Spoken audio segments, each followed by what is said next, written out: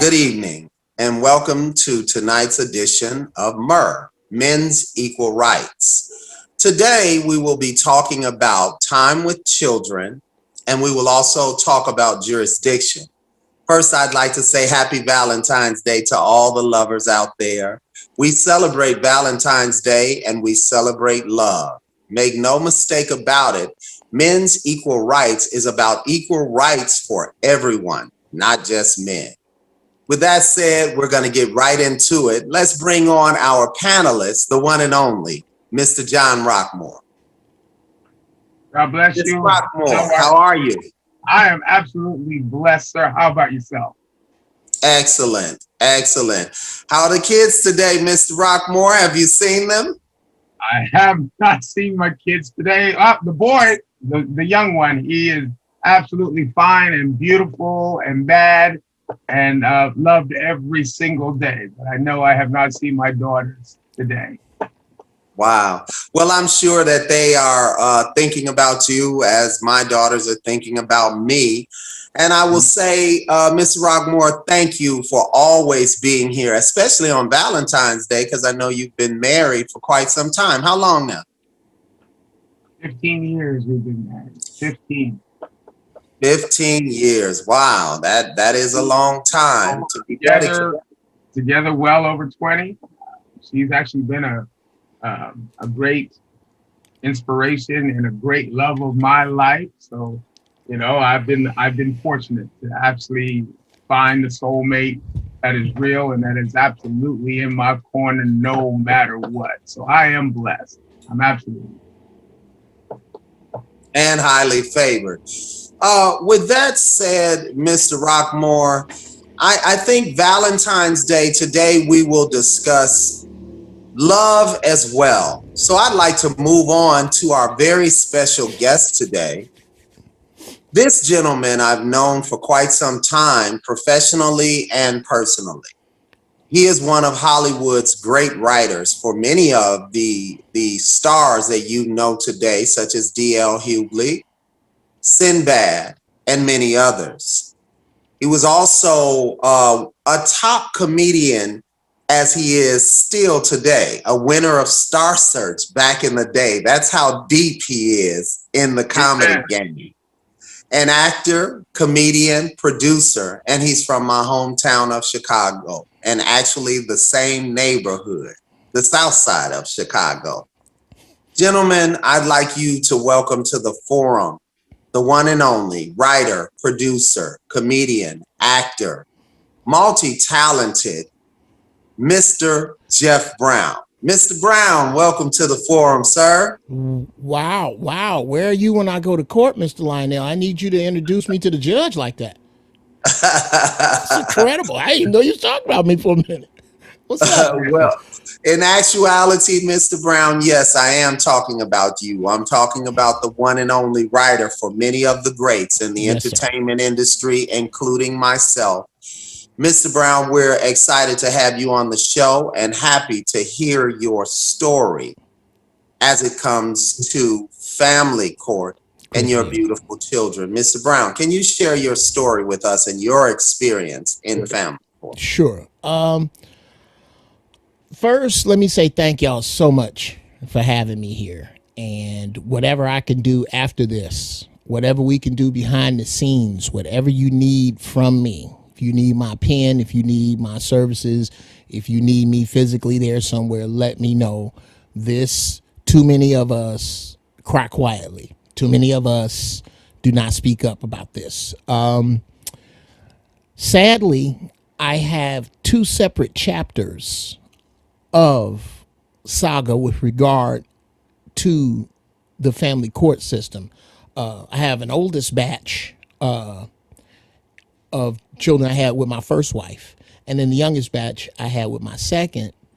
And I had to learn, sadly, and I had to make this apology to my grown sons now, that I had to learn the court system with y'all as practice dummies. That's why my case looks so much better with your younger siblings. Basically, what I'm going through now is that my children, by the grace of the Creator, have been dropped off to me by my ex here at my house. And I'm back in court again to solidify my paperwork with regard to my younger children. Me and my ex broke up '08, and I fought and fought. We lived in Chicago. I believe Mr. Lionel met. No, I don't know if you came out to my house out there, at a house in Plainfield that wasn't in a gated community, but should have been. When our marriage broke up, she came immediately here. It took me 18 months to get back, but I knew I would be back out here with my kids. And long story short, I was homeless. I slept in my truck, and I don't need a medal for it. It's just a matter of fact that I did this to stay in my children's lives. And my ex did nothing but make it difficult for me to see them, to be with them. So much so to the point that I decided to take her back to court and speak with the judge with regard to getting some regular visitation. In this hearing, she accused me of physically abusing my son. And the judge, he went through and started to ask me a battery of questions. One, do you spank your child with an object? No, Your Honor, none other than my hand.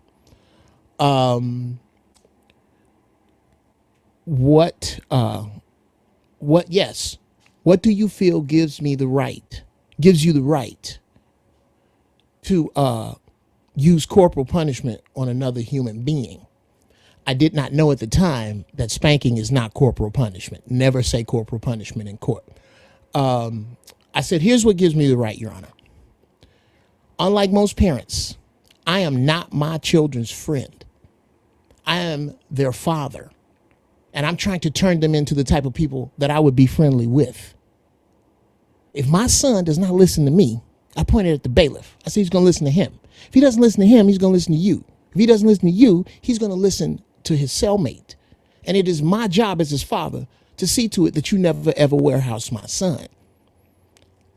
He, which is the abbreviated version of what was really in my heart, which was, you're a white male. There's nothing you could tell me about raising a black son. He said, you strike me as antagonistic and aggressive. Therefore, and with nothing else, with nothing else,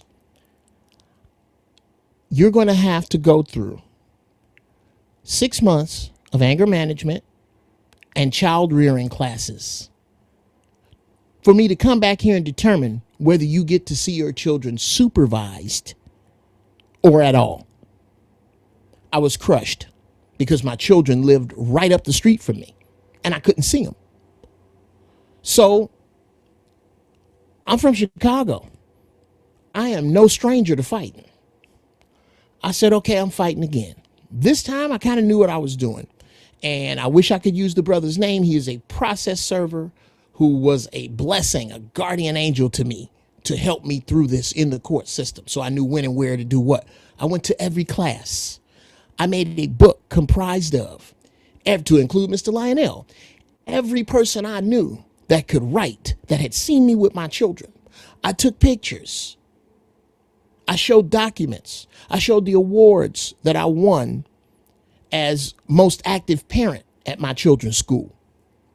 6 months later, after doing all of these classes and making this book, and you have to make one for the court and one for her, I go in, the evaluator tells me, look, we're not going to, I'm not here on anybody's behalf but the children. I don't care nothing about you, either of you. Nothing you say is confidential or classified. This is to see what's in the best interest of the children. My kids get off the elevator. The evaluator sees them tackle me in the hallway. Oh, daddy, we missed you. They take them off to speak to them.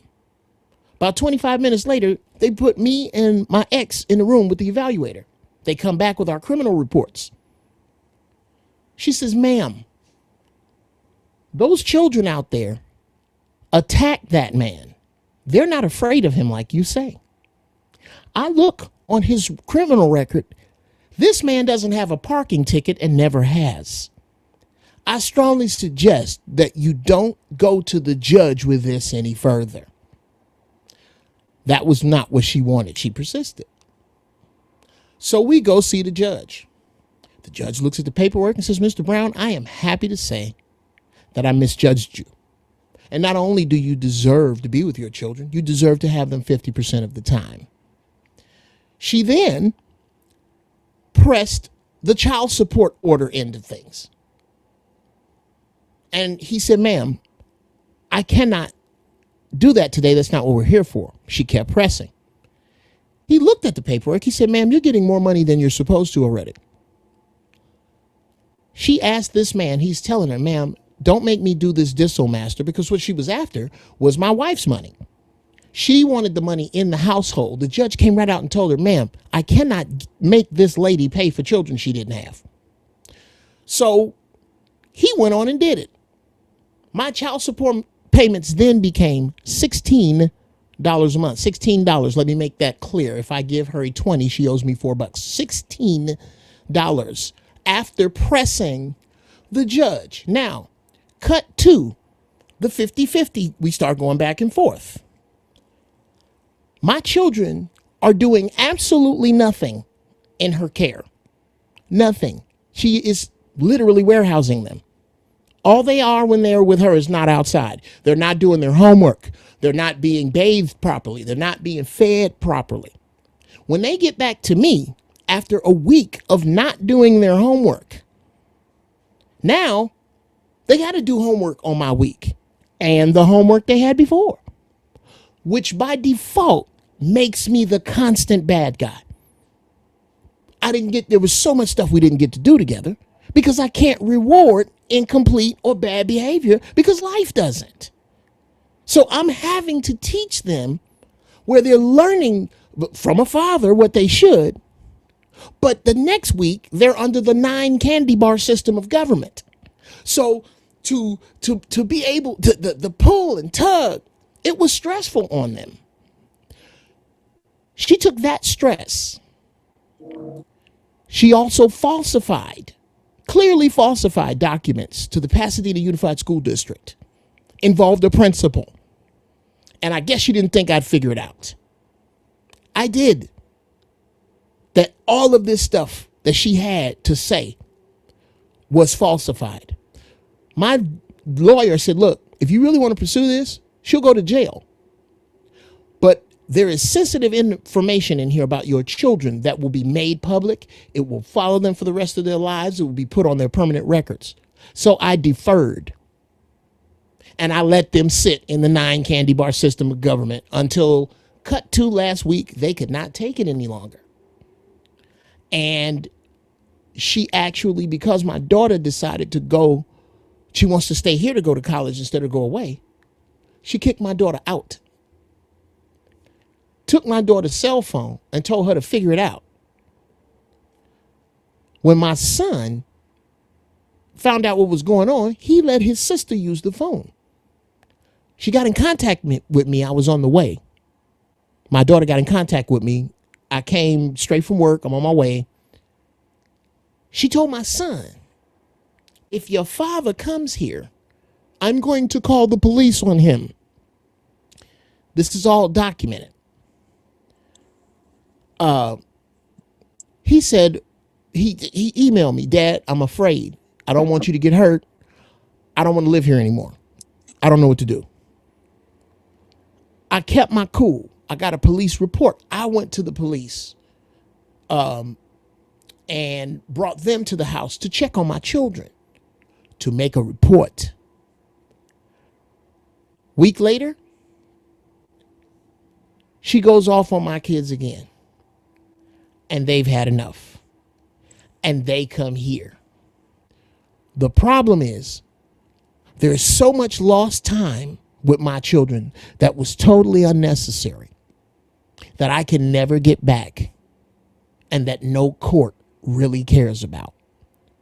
So I think, and I'm going to always fight for my children.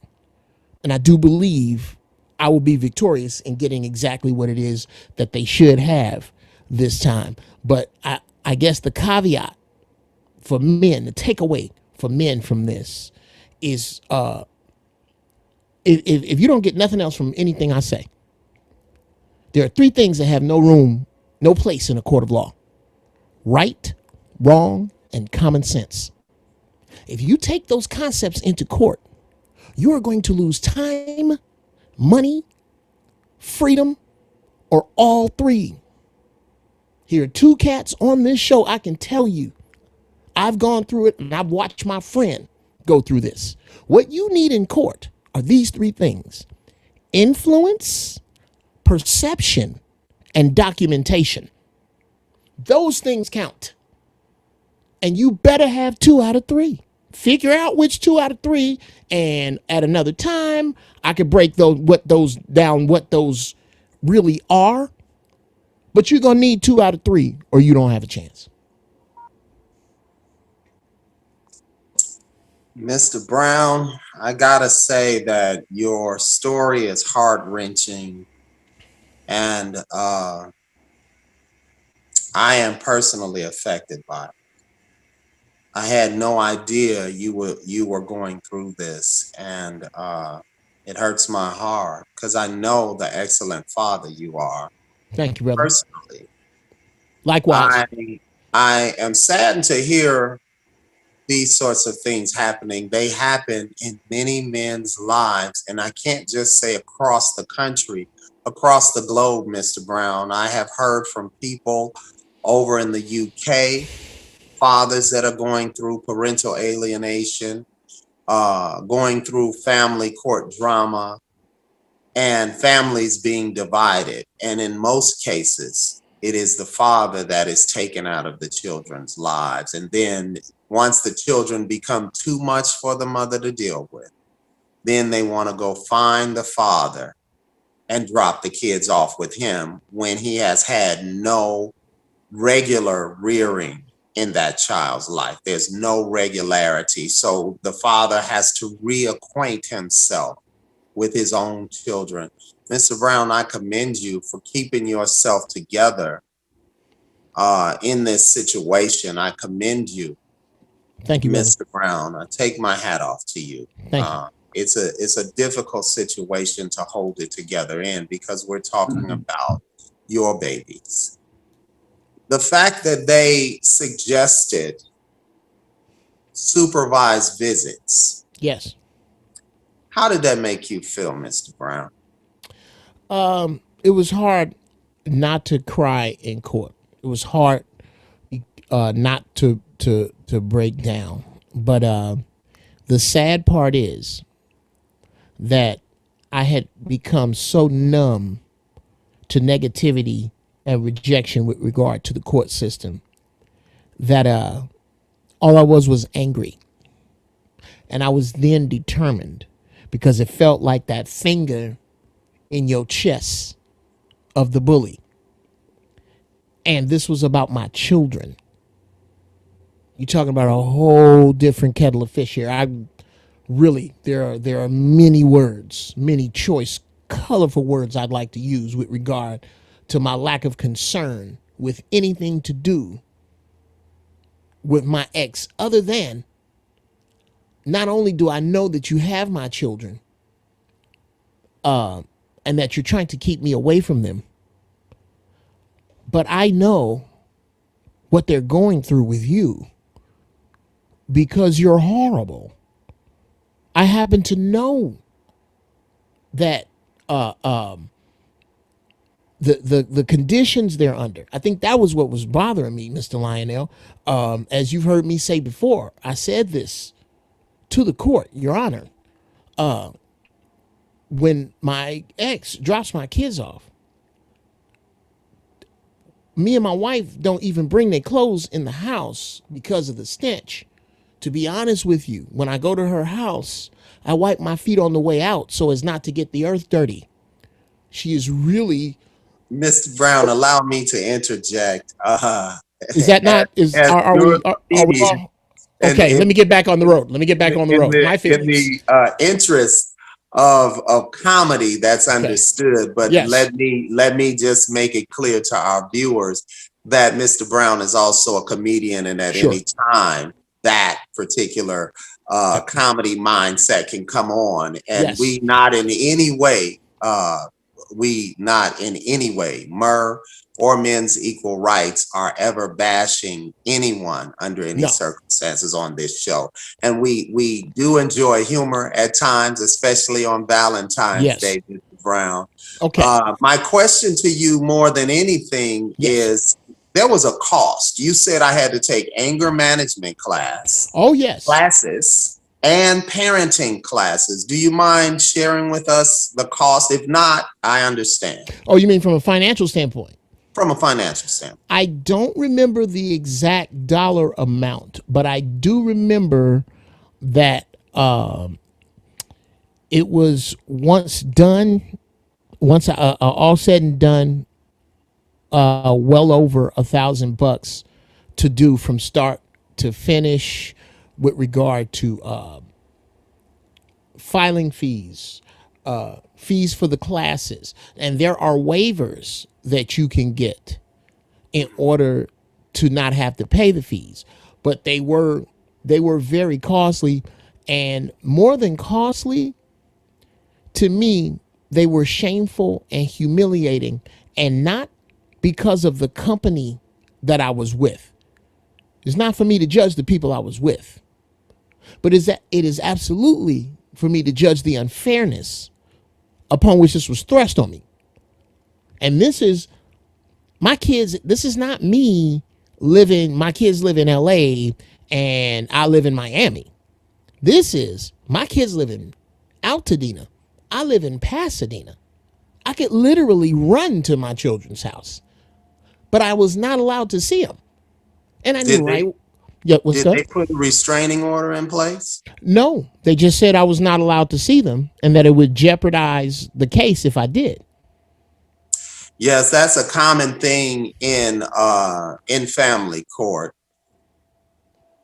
Oh, excuse me, Mr. Lionel. Let me Go ahead, interject. Mr. There's Brown. a reason that you're not given a restraining order, or no, let me not make the court complicit in this. Here's a byproduct of you. Yeah, there you go. Here's a byproduct of you not getting an official restraining order. You see, if you break an official restraining order, a police report is filed, names, dates, places, and faces are involved, and that's taken to court. If the judge just plain old say you can't see your kids, all she has to say is that you did. You followed her through a store. You accosted her in a parking lot. And the judge, I have seen this over and over and over in cases while I'm in court. Men crying, men being pulled out by bailiffs. She's lying. That's not true. That didn't happen. The judge yells for order in the court, admonishes the man for his behavior, and keeps moving, and doesn't at all address the validity of the accusation. And I think more than anything here, what happens, and again, I'm going to speak on my own. I'm not coming from a funny place. This is my particular opinion, and nothing I want to lend on the platform or to the channel. This is from Geoff Brown, writer, comedian. It is my firm opinion that single mother is one of the hardest jobs to do, especially now. And it takes a noble woman to do it well. But there are many women who are far less than noble, far less, and are single by either choice or choices. And they hide behind that moniker and do all manner of evil to the fathers, yes, but every father I know would agree, more than us, to our children. And it is those people, along with the court, that must be brought to heel. It is, and it can't just be the men. There's some sisters out there. There's some women out there. You know who foul is. You know what foul is. If not in the name of a man, in the name of men, regardless to what compartment you may have them in your mind, whether you have them in the horrible compartment or not, let your man off the cross with you long enough for you to be rational enough to check that sister that you know is wrong, keeping that child from its father. That is nothing but evil. Yes, I concur, Mr. Brown.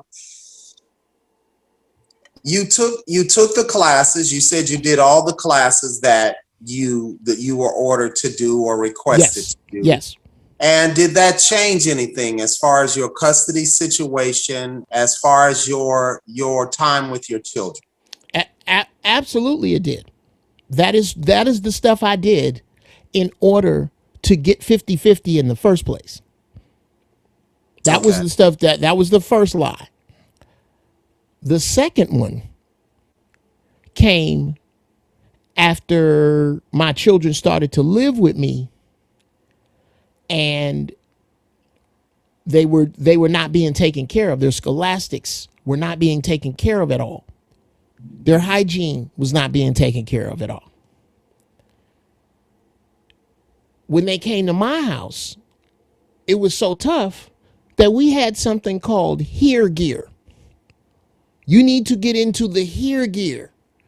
You're at daddy's house. You can't just step out your clothes and leave them. Everybody got a job. Even this little funky dog, this little shih tzu here got a job. Everybody from him up to me has a job. You have to be accountable.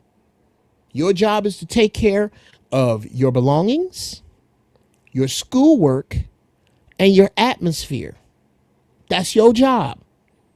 You ain't got to keep no lights on. You ain't keep no gas in the cars, no food on the table. We'll take care of all that. We need you to do your work because you're going to have to do this. And I break it down to them even little. I'm giving you the little building blocks now so that you can build on your life and be sustainable, rational adults that don't have to live with me. I'm, Yes. I'm teaching you how to be self-sufficient and why you need to do this. And they're little. All that sounds cute, but all they know is now we got double work when we go to daddy's house. And daddy is not playing around. Oh, it's going to get done. Anything a teacher asked me, I would go up to my teacher's schools, my kids' schools, and I give the teacher my business card. If you have any issues with any of my, we'll tell the story about my son Julian later, and maybe not even on this show. But yes, here's my card. Mm. If you're having any problems out of any one of my children, all you got to do is hold it up. And Mr. Brown, let me say this, and then we're going to open up the floor Sure. to questioning from any viewers and from Mr. John Rockmore, who is on the panel.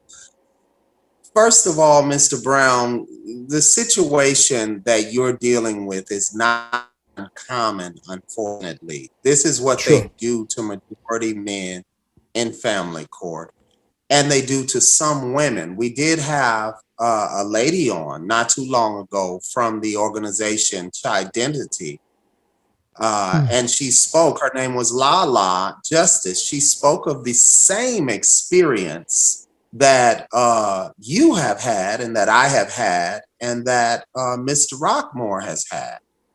So please know that you're not alone, and that's the purpose of Absolutely. Men's Absolutely. Equal Rights Forum and Support Group, so that we can all come together and be heard, and the stories be told until eventually we make a change in this country.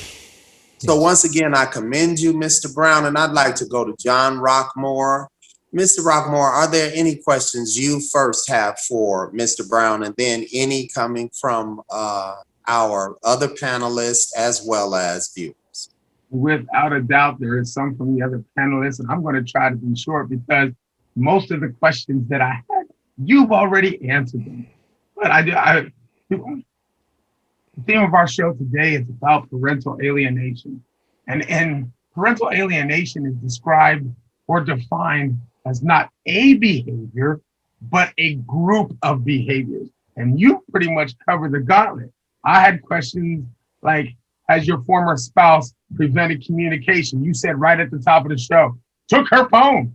So Sure. that's a source of preventing the communication. Has she manipulated the children into thinking negatively about you? Well, of course, because now when I go to daddy, it's all about work. It's all about accountability. So hers, you know what? You ain't got to do that. If you stay here, you don't got to do nothing. So that even that part of it becomes a behavior of sorts that doesn't benefit the children At whatsoever. all. I'm with you. My kids, I said, put me on the speed dial. My kid's job was to shut up. If there's a problem, as soon as you open your mouth to the teacher, you're wrong. I cannot defend that. You be quiet, let daddy come, and I will take care of it. But I had many of the same things that you have gone through because, it's all about studying. I'm fortunate. Kids went to college and so forth. But at the end of the day, I wanted them to play the sport. I didn't want them to need the sport. More academic money out there than there ever will be sports money. You just got to go and get it. But I digress. Now, did your ex consistently interrupt the visitations when it was time for them to come? No, I didn't have that issue with this particular ex. That was an issue with my older children, Okay. where yes, I will. I'll tell this story. My older children, Mr. Lionel knows this story fairly well. My older children, their mother moved a convicted felon in over them, and he was driving her car around, and it wasn't something I was happy with. He and I had a couple conversations with regard to how I felt about my children. And on this one particular day, and this was after going to court and getting a horrific child support settlement. That's a whole nother, whenever you have a child support show, I'd love to come on. I think I have some foolproof stuff for young cats to see that they don't get their leg caught in the financial bear trap that I did. However, I was going to pick. Mr. Brown, just before you continue, let me interject. Sure. We will definitely have you back to discuss child support at length. Mm-hmm. Uh, but please allow me to remind you, knowing that you are from Chicago, to definitely, when you are speaking of particular instances that you might be personal about, please, To un-Chicago them? yes, thank Okay. you. I believe I can do that, Mr. Lionel. Yes. Okay. Yes. And thank you for that precursor. I actually, there was I had to drive from where I was living, which was Inglewood, to the meeting place was the Upland Police Department, the parking lot. So I drove out there. They were late. No big deal. I was early. I'm sitting here, I'm waiting. I said, you know what? I'm going to go get gas. They're already late. It's already, I was supposed to pick them up at 8. It's already 8:10. there had been a playoff game, and I knew that this guy liked basketball. So I'm like, I'm not tripping on it. I'm not, oh, you was like, none of that. I just want my sons. I go to get gas. I see them going in the other direction. I'm like, okay, cool. I'll get the gas. I come back. This dude decides that he's going to reprimand me for being late. I choose to say nothing. He then won't let my kids out of the car. Ladies and gentlemen, the following is textbook restraint. I am a United States Marine. I am from Chicago. I have a 2nd degree black belt in Shori Goju. No, I'm not going to go into Mr. Lionel's past. I have a 2nd degree black belt in Shori Goju. I also used to box in the Marine Corps. I know well how to defend myself. I chose not to. I let him take the children. I then went to their front door and I called the Colton Police Department. When the police officer got there, I said, "Good evening, sir. I hate to bother you with this. There's other stuff you could be doing. But I have an official court order that says that I am supposed to have my children. And here's what happened." I broke it down to him. He made dude sit down and shut up. And I got my children. Because the court order is what is the stone. It is what the police will follow. It is what will save you as long as you are abiding by those rules. In any report made about you, do not be outside of the court order.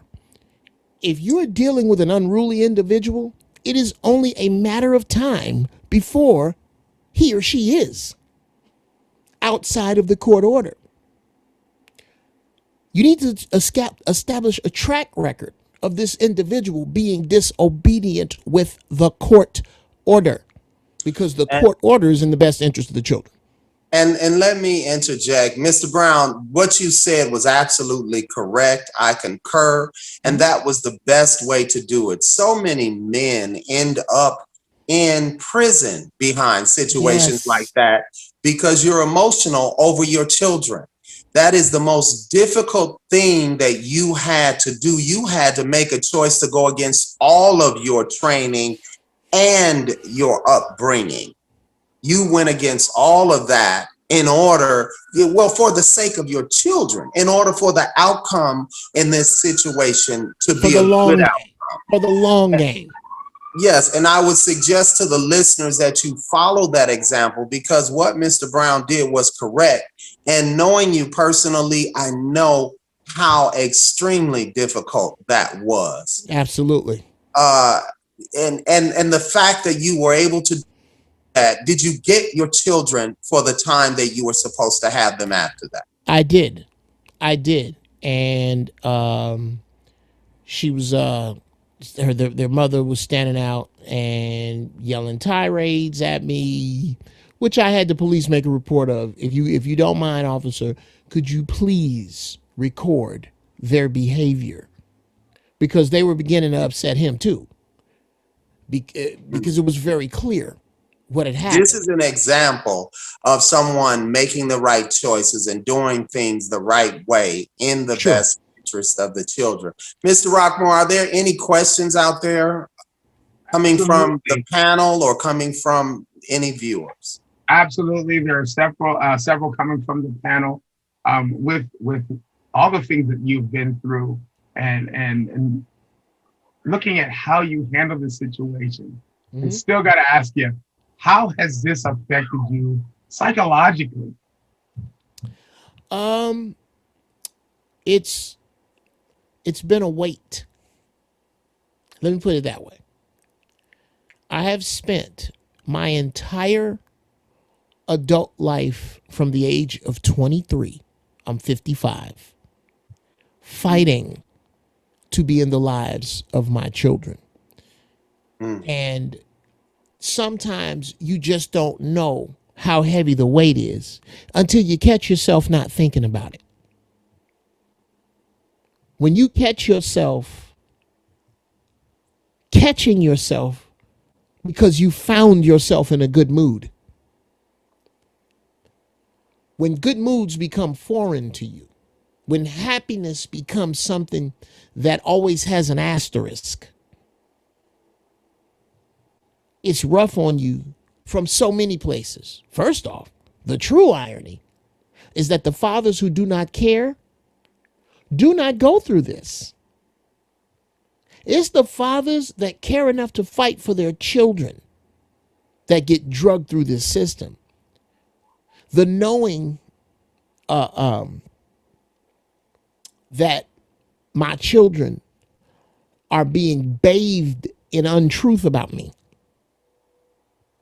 The knowing, but the truth is,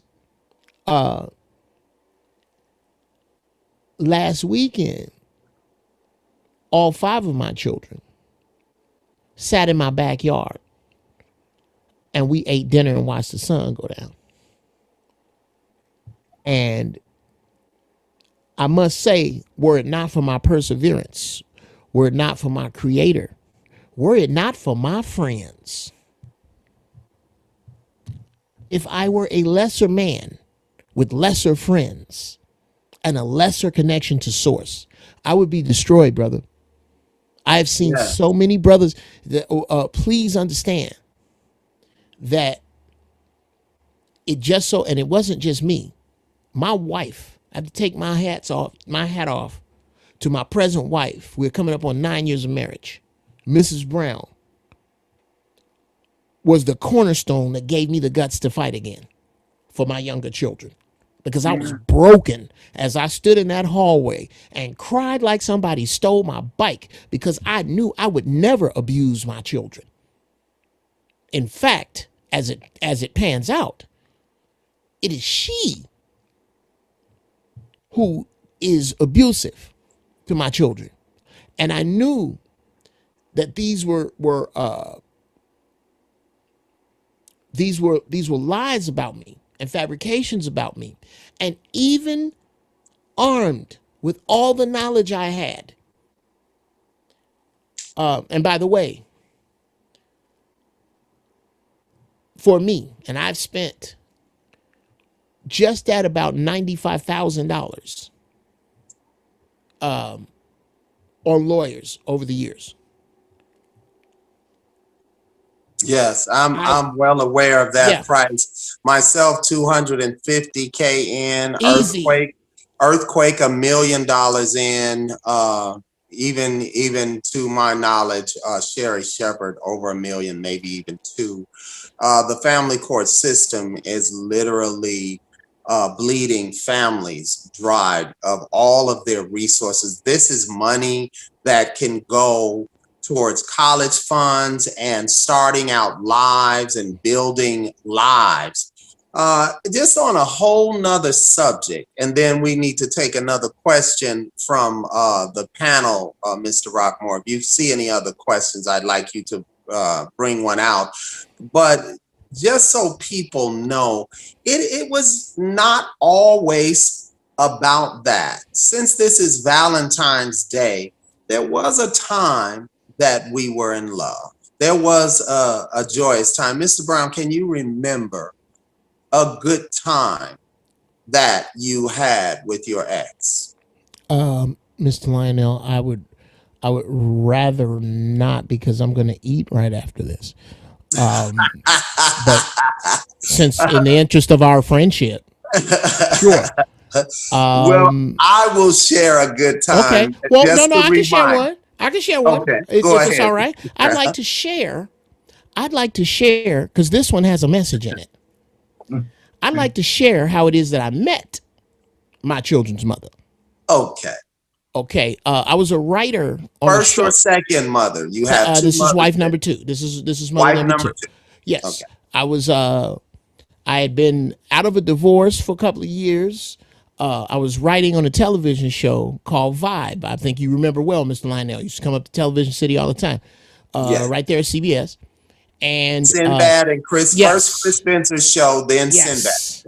And we were across the hall from the Steve Harvey show. So in one hallway, Sinbad, me, Sully McCullough, Steve Harvey, Cedric the Entertainer, Buddy Lewis, Alex Thomas, who was doing warm up, the foolishness that would go on in that hallway. We would have each other to tears on a daily. So one day, everybody was discussing the topic of discussion became Jeff Brown's hedonism, so to speak. Hmm. I was a fresh bachelor. I was horrible. I was horrible. And they said, Jeff, we're all comedians, but you, what are you doing? And I said, okay, if I'm going to be with one woman after this hell that I have been through, she is going to have the following. One, she got to have her own stuff. I got my own stuff. Two, she has to be college educated. Three, she has to have a great relationship with her father. And four, please God, let her be black. Right when I said that, my ex walks by.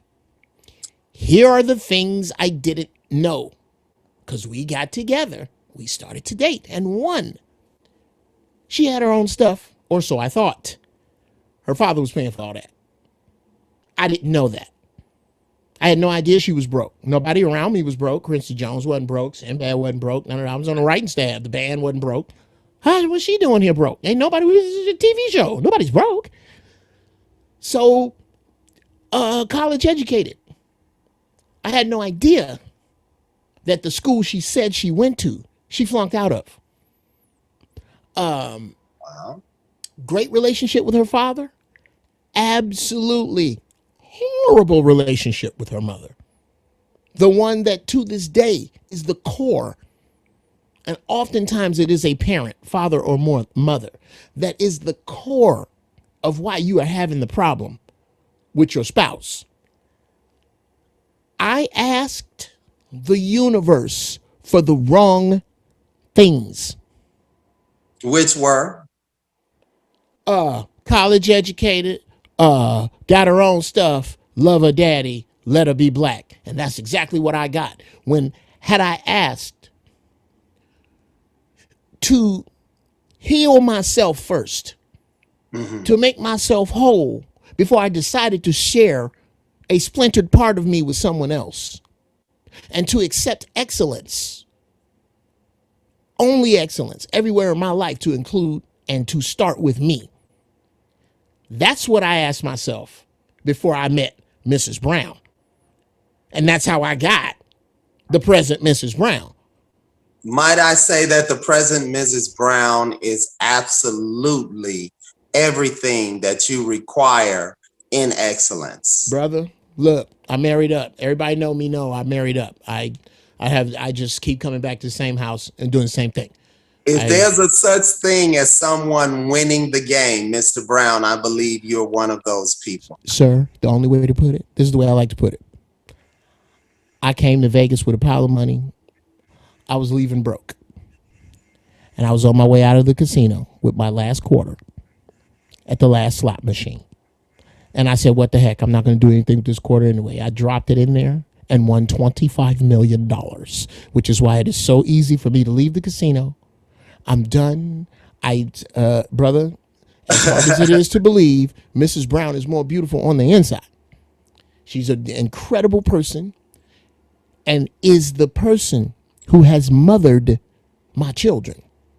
Without question, brother, I have no idea what kind of people my children would be had they not had this woman in their lives. Yes, and we're talking about the current Mrs. Brown, and I can attest to all of that. And you said she's beautiful on the inside. Might I say she is definitely a dime on the outside as well. Yeah. With respect, Mr. Brown. I'm Understood, saying bro. that with You just respect. telling the truth. Don't nobody want to be with nobody. Don't nobody want to be with nobody. Don't nobody want to look at. That's all right. Exactly. And let me say this in light of the parents of your two beautiful children. There were some good times there too. I distinctly remember a time that I had come over with my wife at the time.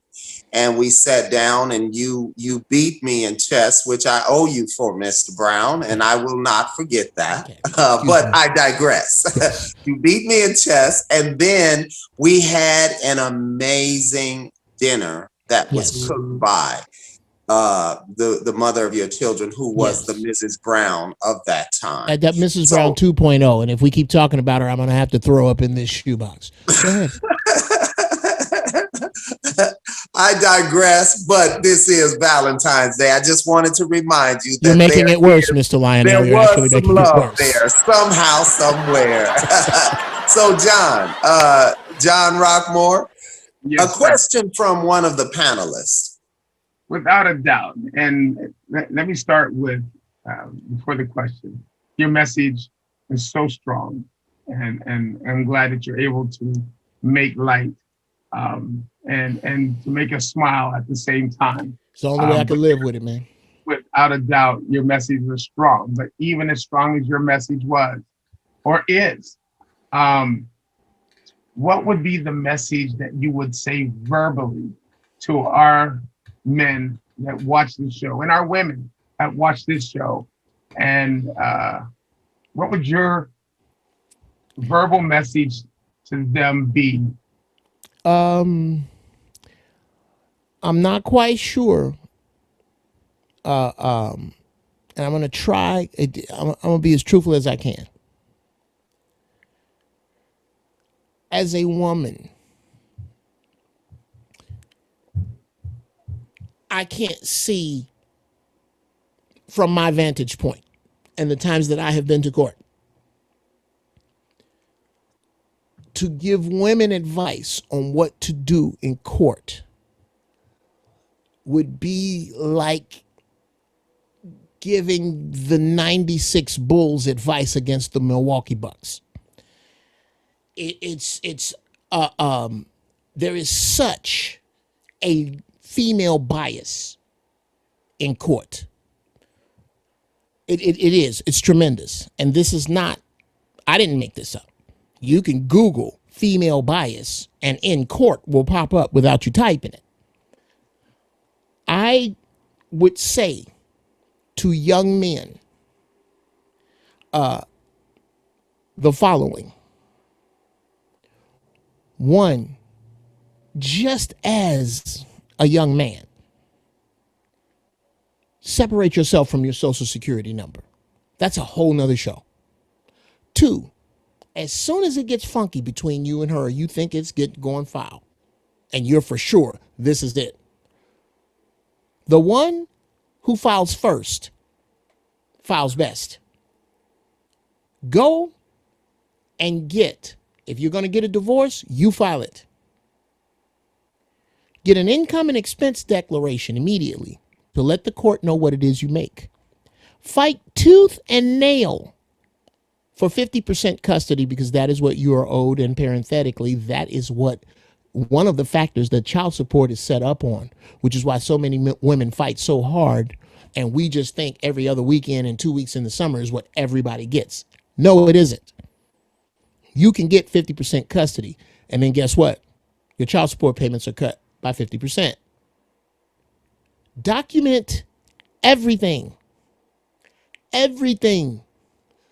Do not give to the children or the mother anything outside of the court order. It cannot work in your favor.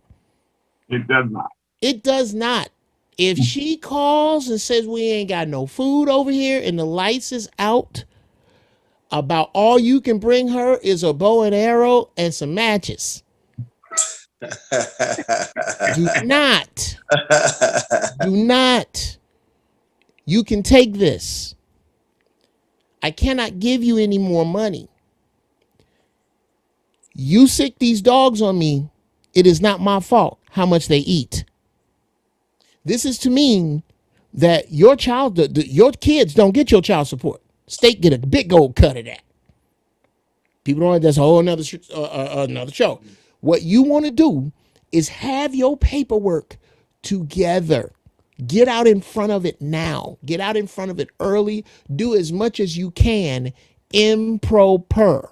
Improper means by yourself. It's Latin for sucker, but you got to take that road if you don't have any money, because most lawyers are not, and this is just, I haven't given my money to a lawyer that I didn't wind up on the feces end of the stick. Most of my help has come on my own. Stuff I've had to learn.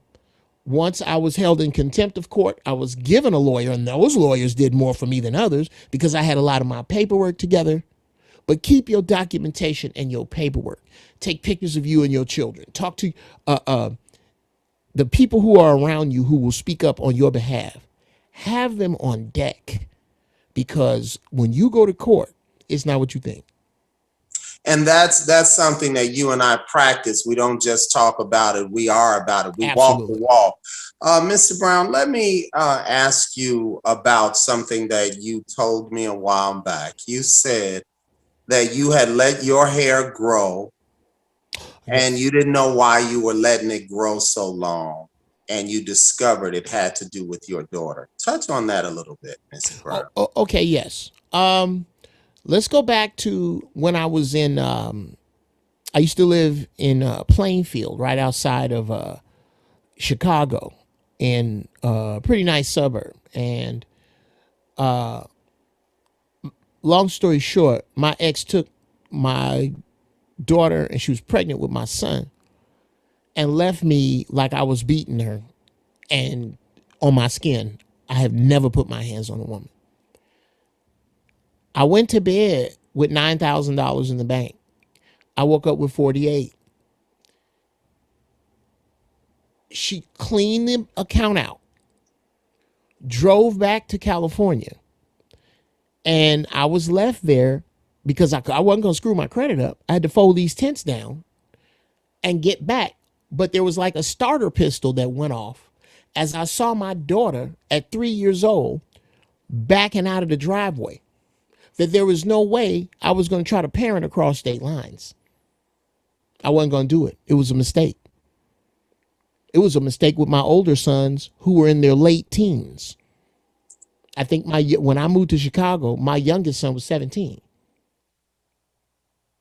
They knew how to find me. I knew how to find them. And so what happened, Mr. Brown? As yes, after she left, um, I and you know me, Mr. Lionel. I can cut my own hair. I keep a fade. But I just decided, I said, you know what, I'm gonna grow an afro after all these years. And I kept growing it and kept letting it grow, and I didn't know why. And it came to me one day looking at a picture of my daughter who was 3, and I broke out and wept openly. And the hair came down into my face, and it came to me that this is why I'm keeping my hair, is because I love my hair. My hair is soft. I have what black folks like to call Indian hair. My hair is very straight. It's very soft. It's very. I get a lot of compliments on it. That's the same thing with my baby. So I kept this hair until I could get back to seeing her again, and I still had it long. And it hit me that I didn't need it anymore. So it was almost like dreads in a journey. I don't Mm. know if I could have kept myself sane if I'd have been cutting my hair, Mr. Lionel. Something as simple as that. And you don't know what pushes fathers over the edge. And I will say, Mr. Brown, in that when I saw you, just as my friend, I said something is truly wrong. Hmm. And it wasn't that you looked bad, but I saw your pain, and it Hmm. became my pain. And I didn't even know what you were hurting so bad about because you were silent about it. And that's what this show is about. This show and this group, and please subscribe to this forum and this support group, Men's Equal Rights, MER. It's about this. I had no idea how much pain my friend was in when I saw him. And I call him Mr. Brown because that's the way we talk to each other, just a sign of respect and fun and funny. But it's Geoff and Ev. But I didn't know you were in so much pain. And you did, it was as if you just you let yourself go, and you never told me what was going on until you got Bailey back in your life and you started seeing your children. Then I saw the friend that I know come back to life. Wow. And I'd like to Wow. say to the public, if there are men out there suffering, or women, or both suffering, that is what this forum, this support group is all about. Please join MER. Please know more about men's equal rights, and also the group Chi-Identity started by Lala Justice. Before we wrap it up, Mr. Brown, Sure. I'd like you to tell them how they could reach you. And I've expressed all your many, many talents in the comedy, acting, and producer world, but I didn't mention that you produce music. You're an accomplished musician and a music producer as well, and Yes. you also create beats. If someone needs a beat out there, or they need a writer, tell them how they can contact you, Mr. Brown. Go to Geoff Breeze Music at Gmail, or SoundCloud /Geoff Breeze, GeoffBreez. And you can contact me there. You will also, if you look up on YouTube, just Geoff TV, GEOFF space TEE, no space, VEE, you will see another interesting show that I have there, where you can see me talk to people. I play my music, and we talk about all different types of things. You can catch me on DL Hughley radio show Tuesday through Friday, and writing for his show on Fridays on Pluto TV. Any other social media platforms they can check you out on? Oh yes, at GD Funny Style is the Twitter and the Instagram. I also do life coaching. You can hit me at Ask Uncle Geoff, GEOFF, at Gmail with any of your questions. We can set some time up and get it started. And yeah, that's about it. That, and let me say, I didn't, I should have known, Mr. Lionel, when you told me that you were involved with something, that it was together. It always has been. That's why we refer to each other as Mr., is because Hollywood has a shortage of grown men, namely grown black men. So we refer to ourselves as Mr. Brown and Mr. Lionel. And Mr. Lionel, I'm really impressed with this platform.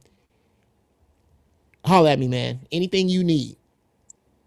Thank you, Mr. Brown.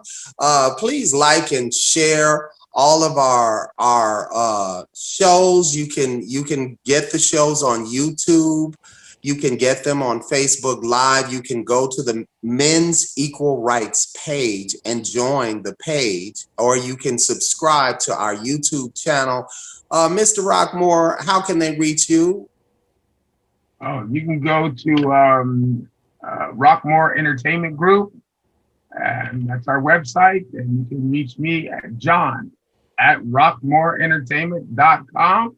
And I just want to be the first one to call Uncle Geoff and find out how I can get that good hair, because that's my demand. Let me tell you something. Let me tell you two things. That was Yes, sir. two things. One, good hair is any hair that comes through the scalp and does not catch fire in the sun. Ain't no such thing as bad hair. Number two, I meant to say this. To you who are watching, do not for a second take this thinking that we are trying to tell you we're angels. We are not.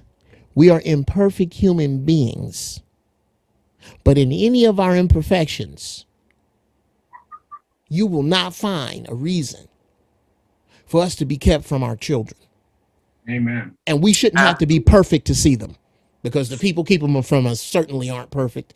And by default, that they keep us from our kids. Absolutely. And with that said, we'd like to thank you all for joining our Men's Equal Rights Show, MER, our Valentine's Day edition. And we'd like to ask you to subscribe to our YouTube channel or join us on Facebook, Men's Equal Rights. My name is Evan Lionel. Feel free to hit me on IG, Evan Lionel 2898, or Facebook anytime. This show is not designed to bash anyone, but to uplift and support those who are in need and those who are suffering in silence. We are here. Join us. Men's Equal Rights, MER. Thank you. See you next Sunday. God bless.